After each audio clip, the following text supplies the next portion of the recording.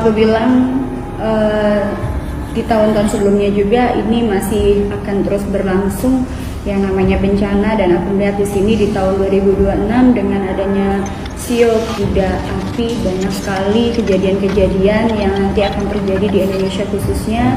Yang pertama adalah bencana alam yang terus intens datang, dan ini juga Indonesia tentunya juga akan terendam oleh air dan hampir menyeluruh seperti yang aku lihat di tahun sebelumnya. Bahkan aku melihat di sini nanti ini akan berlangsung sampai dengan akhir tahun dan pergantian tahun, dan juga akan aku lihat di sini masih terus berlangsung sampai dengan babak bahwasanya di tahun 2025 dan juga tahun seterusnya itu adalah tahun penuaian karma, di mana berkaitan dengan adanya rusaknya lingkungan, rusaknya akhlak manusia, begitu juga rusaknya alam semesta yang dilakukan oleh manusia atas ego dan juga ambisi dari manusia itu sendiri. Kemudian aku melihat juga di tahun 2026 ini akan banyak sekali penyebaran penyakit dan juga akan adanya penyakit baru yang sangat mematikan juga. Aku melihat di sini masih dengan intensitas angin yang cukup kencang. Kemudian juga ada fenomena lain juga di mana nanti di sini aku melihat akan ada 7 piramid yang akan muncul, dan ini sudah pertama ditemukan di daerah Subang, dan yang lain nanti ada tanda-tanda kemunculan di daerah Jawa Barat yang lain sekitaran Sukabumi, tepatnya di Gunung Pangrango. Aku melihat di daerah tersebut juga nanti akan ada, Jawa Barat ini ada 3 piramid yang akan muncul, dan yang lainnya itu akan berada di wilayah Sumatera, Jawa Tengah, Jawa Timur, dan juga wilayah lainnya yang ada di Indonesia. Dan ketika 7 piramid itu muncul, maka itu akan menjadikan suatu pertanda akan adanya peralihan zaman.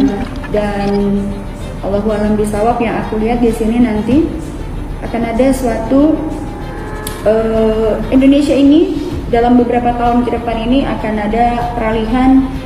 Bisa jadi negara kita akan menjadi negara kerajaan atau kembali ke zaman kerajaan.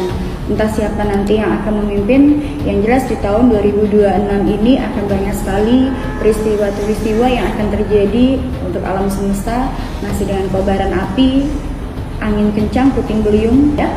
2026 ini aku melihat di sini ada siklus namanya gerhana bulan, gerhana matahari, dan itu berlangsung dalam waktu yang berdekatan.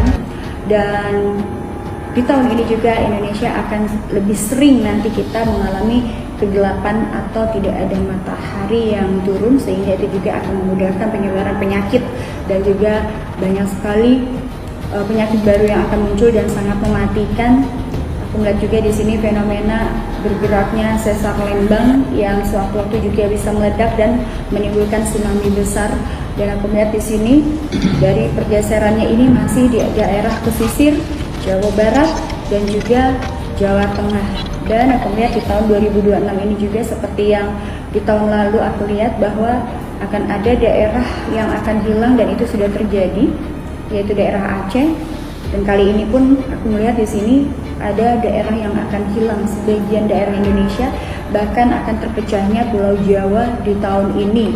Kemudian aku melihat di sini juga banyak kecelakaan yang terjadi di darat, laut, dan udara. Banyak jalan-jalan juga di sini yang akan roboh, ambles, bahkan putus untuk transportasi. Terputusnya transportasi ini juga menyebabkan banyak sekali kerusakan yang akan terjadi di Indonesia. Kalau secara dari politik dari pemerintahan dan politik ini juga banyak sekali fenomena di sini yang nantinya juga akan menimbulkan suatu aku melihat di sini akan ada yang namanya perang saudara, kemudian isu politik juga di sini dalam negeri dan luar negeri juga yang nantinya akan memaksa kita untuk berperang dengan negara kita sendiri, baik dengan negara tetangga di tahun 2026. Bahkan juga fenomena artis nanti juga di sini akan ada beberapa artis yang akan muncul dengan aib, dan juga aku melihat juga akan ada salah satu politikus di Indonesia nanti yang akan entah ini kecelakaan, entah ini ada kasus lain yang menyatakan bahwa beliau akan meninggal di tahun ini. dan aku melihat di sini di tahun 2026 akan banyak juga artis yang akan bercerai dan karena kasus perselingkuhan dan masih banyak hal lain lagi. Yang jelas tahun 2026 ini adalah tahun kuda api, unsur kuda yang sangat energik. Kalau kita tidak hati-hati maka kita juga akan terkena masalah. Dan banyak sekali di tahun 2026 ini orang-orang khususnya pelaku entertainment atau artis yang kesandung masalah, bahkan masalahnya adalah masalah perselingkuhan ya. Kemudian aku melihat unsur apinya ini adalah akan memicu emosional, dan picu emosional ini akan terjadi di kancah politik ini.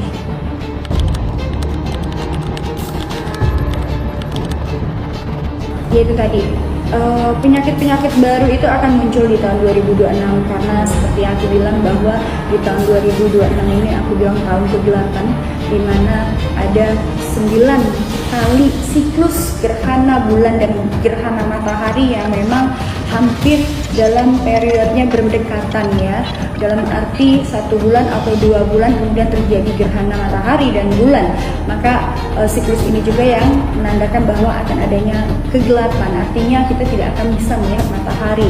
Sedangkan makhluk hidup itu juga kita butuh yang namanya penghangat atau penyinaran ya, karena sumber energi matahari ini juga mengandung suatu vitamin yang dibutuhkan oleh manusia. Maka ketika manusia kekurangan matahari atau unsur untuk penghangat dalam tubuhnya, maka di sini akan mengandung alergi ya, akan menjadikan alergi bagi beberapa orang, apalagi yang memiliki imunnya itu tidak kuat ya, alias imunnya rendah, jadi itu akan mudah sakit.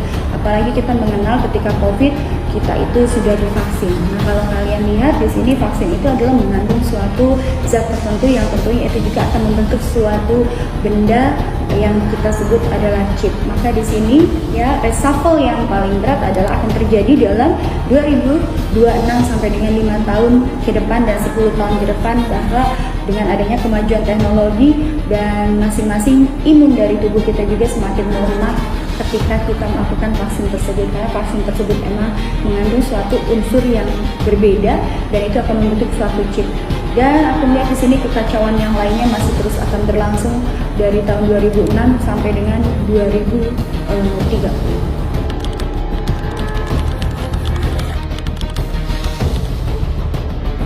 Kalau aku lihat ini adalah siklusnya, memang kita sedang khususnya bukan hanya Indonesia ya, tapi dunia ini sedang dalam kekacauan, dan aku prediksikan di tahun 2026 ini akan ada terjadi perang dunia ketiga yang tentunya ini juga akan berdampak kepada Indonesia tentang keamanan di Indonesia, dan juga ini akan berdampak kepada isu ataupun zat aktif dari nuklir itu juga akan berdampak kepada udara dan juga kepada cuaca. Ya, cuaca ekstrim ini juga bukan karena cuaca alam semesta, tapi ada sesuatu hal lain yang memang aku lihat di sini cuaca kali ini adalah buatan oleh manusia yang memang diperuntukkan untuk pemusnahan manusia itu sendiri. Maka di sini hati-hati. Aku melihat di sini bahwa cuaca yang terjadi sejak 2025 sampai dengan beberapa tahun ke depan ini bukan cuaca normalnya, cuaca yang memang terjadi secara alamiah, tapi ini adalah salah satu konspirasi yang dibikin oleh negara Uni Eropa untuk menghancurkan suatu negara, dan ini bukan hanya terjadi di Indonesia tapi di seluruh negara yang terjadi cuacanya sangat ekstrim, kemudian juga angin yang sangat kencang, bahkan fenomena alam lain yang tidak masuk di akal. Karena emang kalau aku lihat di sini konspirasi itu akan mengarahnya kepada satu one order atau perintah satu konspirasi one order atau di bawah satu kekuasaan besar, dan negara itu yang akan berkuasa, dan juga melalui jaringan tadi yang seperti aku bilang bahwa jaringan itu sudah tertanam di dalam tubuh kita bagi mereka-mereka yang memang sudah menjalankan vaksin. Oleh sebab itu tubuh kita sering mengalami yang namanya kelelahan, kemudian juga di sini mudah sakit ya, karena itu tadi, dan itu adalah suatu pembentukan suatu sistem di dalam tubuh kita yang sudah berjalan. Dan aku melihat di sini di tahun 2026, 27 itu sudah mulai akan realisasi sistem chip ya di dalam tubuh manusia, itu sudah mulai akan berjalan.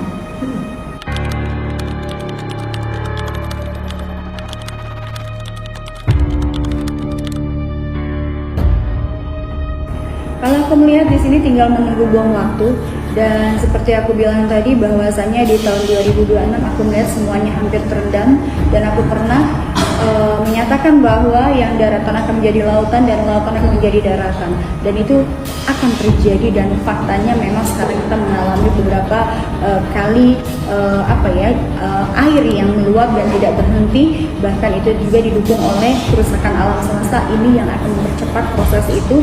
Bahkan aku melihat di sini juga itu tadi beberapa daerah yang nantinya akan terendam ataupun hilang, dan Pulau Jawa di pertengahan tahun 2026 ini juga akan terpecah dan terpisah.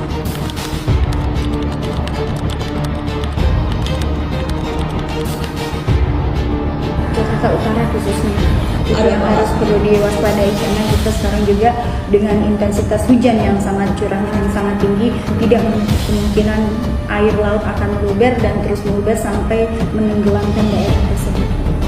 Sebenarnya antisipasinya adalah harusnya dibikin suatu sistem perairan, bagaimana cara mengatasi, menanggulangi dengan membuat tanggul, atau bagaimana caranya itu membuat sistem perairan yang betul ya.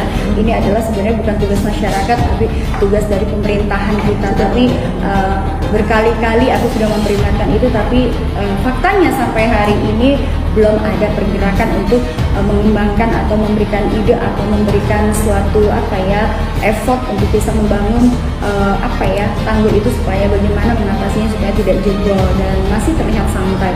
Maka antisipasinya masyarakat juga harus waspada dalam situasi apapun. Kita juga harus prepare dari sekarang. Jika nanti itu akan terjadi, maka kita sudah mempersiapkan barang-barang yang penting ataupun harta benda yang penting itu harus diselamatkan dan harus segera dievakuasi sebelum adanya kejadian yang akan nanti menimpa seperti itu.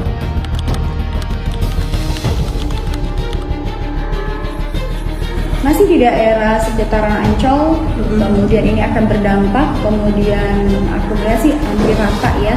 Cuman yang aku lihat di sini ada satu daerah juga yang nantinya sangat sedikit low risk ya, artinya adalah sedikit sekali mengalami mengalami efek dari adanya rob ini ya, yaitu daerah Peak, di mana dia memiliki drainase dan juga memiliki sistem untuk penyerapan air yang sangat bagus, dan buangan air ini juga otomatis akan meluber ke daerah-daerah yang lainnya.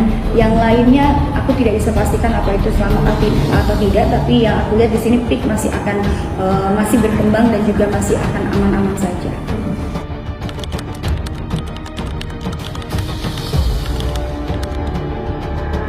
Jawa Barat hampir menyeluruh, bahkan kemarin aku melihat juga di sini banjir bandang terjadi di wilayah Bogor yang memang biasanya tidak terjadi, dan aku lihat juga di sini air meluap dari Sukabumi, Pangandaran, semuanya hampir menyeluruh ya.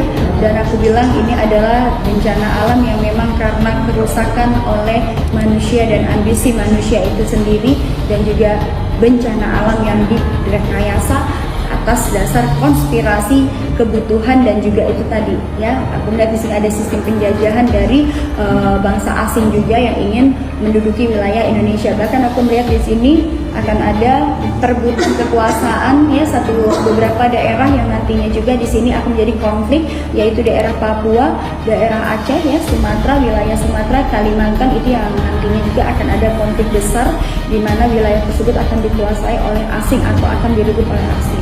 Dan itu yang akan menimbulkan perang, dan perang inilah yang aku khawatirkan, bahwa ketika nanti adanya perang tidak menutup kemungkinan itu akan berdampak kepada daerah-daerah lainnya juga.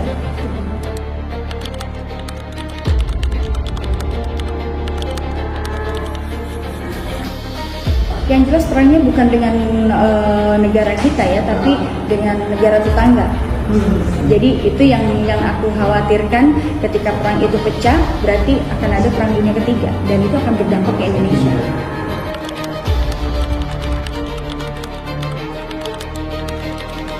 Ya, Indonesia versus dengan negara lain, bukan dengan negara Indonesia. Tapi Indonesia untuk tetap mempertahankan daerah tersebut karena memiliki potensi tambang yang sangat banyak dan luar biasa melimpah, dan itu nanti akan diperebutkan oleh negara asing tersebut. Dan aku melihat fenomena ini dari tahun lalu, bahwasanya nanti Indonesia ini akan direbut oleh bangsa asing.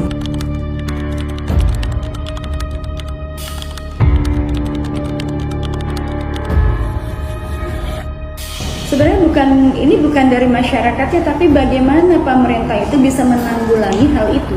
Karena kalau namanya masyarakat menginginkan kesejahteraan, artinya adalah daerah tersebut memiliki potensi yang sangat besar.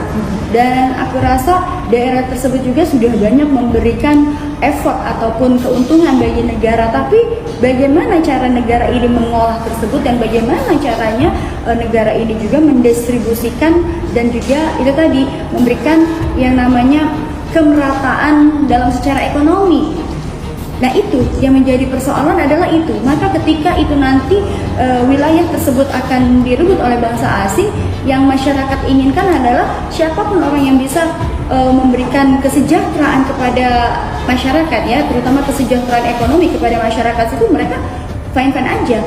Nyatanya sudah bertahun-tahun masyarakat ini juga istilahnya memberikan effort kepada pemerintahan kita, tapi faktanya sangat menyedihkan. Itu yang membuat pemikiran lain dari masyarakat, bahkan di sini masyarakat sudah tidak mengenal lagi kepercayaan terhadap pemerintahan kita. Dan ini nanti akan terjadi di tahun 2026.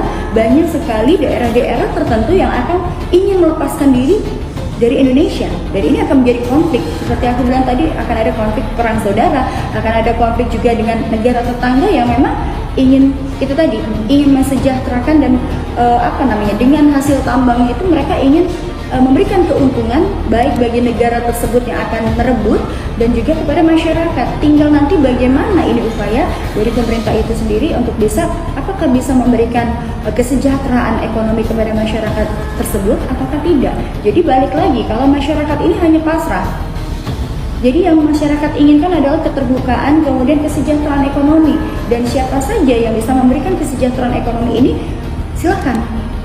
Mau siapapun itu. Karena ya di sini kita lihat ya, seperti contoh misalnya Aceh. Kenapa selama ini selalu terkena bencana dan sudah 2 kali mengalami fase kehilangan suatu daerah. Bahwasanya Aceh ini memiliki potensi tambang yang sangat luar biasa. Nah, ketika Aceh memiliki potensi tambang yang sangat luar biasa, apakah ada effort untuk masyarakat untuk memberikan kesejahteraan dari pemerintah ya? Apakah ada dari pemerintah memberikan kesejahteraan pada masyarakat? Kan tidak. Mereka tetap saja dengan ya itu tadi kesehariannya yang memang harus berjuang sendiri, kemudian potensi alam juga tidak memberikan effort atau pembangunan yang signifikan terhadap masyarakat. Ini yang membuat masyarakat juga merasa sudah tidak percaya lagi dengan itu tadi. Apalagi ketika kemarin terjadi bencana dan juga sangat lamban memberikan bantuan, itu juga membuat masyarakat, sebagian masyarakat di sana juga itu tadi merasa kecewa. Bahkan ada beberapa hal yang sangat tidak perlu ditontonkan dan ditunjukkan oleh pemerintahan itu sendiri, walaupun itu oknum ya, aku bilang oknum ya. Kemudian beliau ini dengan santai, kemudian dia berlenggang-lenggang, kemudian pansos untuk memberikan bantuan, tapi sebenarnya bukan itu yang dibutuhkan. Jadi kalau mau masyarakat kita bersatu kembali, Bhinneka Tunggal Ika kita kembali untuk bersatu, maka upaya pemerintah ini bagaimana caranya untuk memeratakan ekonomi dari segala segi bidang ya, dalam terutama ekonominya masyarakat dulu yang dibangun. Kalau masyarakat ekonominya sudah bisa dibangun, sudah sejahtera, maka masyarakat juga akan memberikan efek balik kepada pemerintah itu. Dan memang di tahun 2026 ini tidak mudah, presiden kita itu sekarang ini tidak mudah ya. Dari pergantian presiden sebelumnya juga sudah memiliki yang namanya itu tadi ada beberapa tugas atau pekerjaan yang tidak selesai. Maka sebagai penerus dari pemerintahan yang sebelumnya ini juga tidak mudah untuk bisa memberikan pemerataan tersebut. Masih banyak tugasnya dan juga di sini terkendala dengan itu tadi, data-data itu tidak valid semuanya. Jadi itu tadi.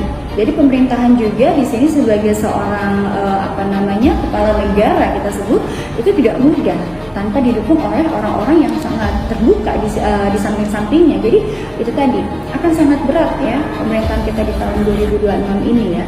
Karena aku melihat di sini juga banyak sekali pro dan kontranya dan mereka tidak melihat bahwasanya oh iya dari peralihan ini juga pasti akan ada banyak PR yang harus diselesaikan. Apalagi di sini banyak kasus-kasus juga yang berkaitan dengan yang lalu-lalu belum selesai. Maka sebagai penerus sekarang ini mana dulu yang harus diprioritaskan? Yang jelas pemerintahan kita, terutama kepala pemerintahan kita ini tidak bisa berjalan sendiri.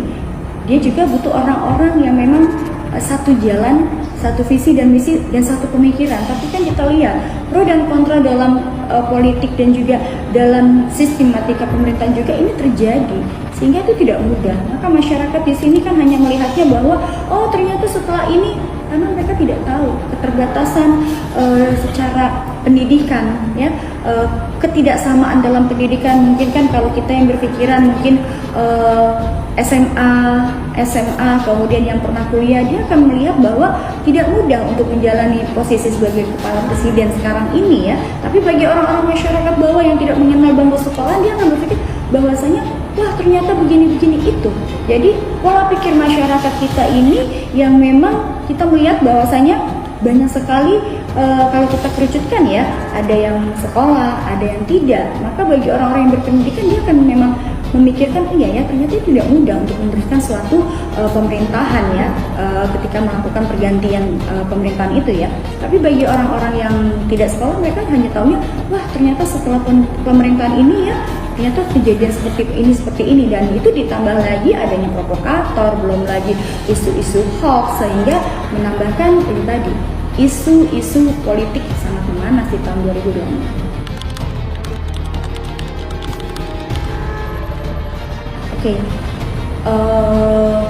yang perlu diketahui bahwasanya di tahun 2026 dan juga tahun-tahun berikutnya kita akan mengalami banyak sekali masa-masa transisi, ya.